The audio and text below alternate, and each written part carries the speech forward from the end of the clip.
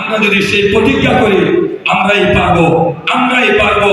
কারণ হচ্ছে এই জামিয়া মাহমুদিয়া ইসলামিয়া সুবহানিয়া মাদ্রাসায় পড়ে লেখাপড়া আঞ্জাম দিয়ে আজকে এই শহরের মধ্যে বেশ কয়েকটি প্রতিষ্ঠান রয়েছে। এই জামিয়া পড়নেওয়ালা ছাত্রদের মাধ্যমেই শুরু হয়েছে। তাই আপনারাও যারা এই জামিয়ার আঙ্গিনায় লেখাপড়া করতেছে, আমাদের দীর্ঘ জীবন এখানে অতিবাহিত করেছি।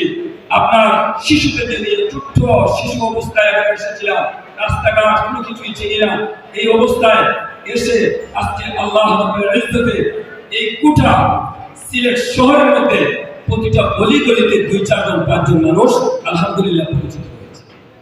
কারণ আমার শাইখুল হাদিস হযরত মাওলানা ইসহাক সাহেব দামাত রাহমাতুল্লাহি আলাইহি তিনি আমাকে উপদেশ দিয়েছিলেন, ইন্নামাল আমালু বিন্নিয়াত।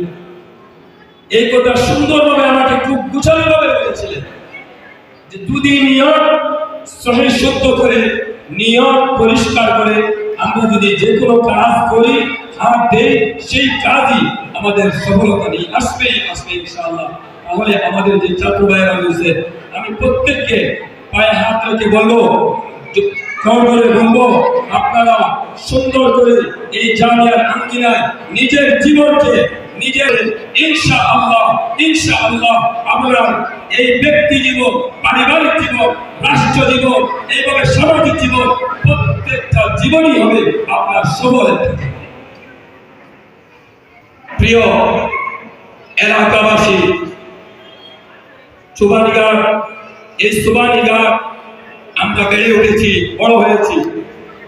আমি আপনাদের উদ্দেশ্যে বলতে চাই, আপনারা এই মার্কাজ, এই জামিয়া মাহমুদিয়াকে আমরা সবাই যদি ঐক্যবদ্ধ হয়ে আপনারা এই সিলেটের একটা বিশাল মার্কাজ হিসেবে আমরা যদি সুন্দর করে উপস্থাপন করতে চাই, তাহলে সবাই ঐক্যবদ্ধ হয়ে আমরা হাতে হাত রেখে কাঁধে কাঁধ মিলিয়ে এই জামিয়াকে অনেক দূর এগিয়ে নিয়ে যেতে পারবো।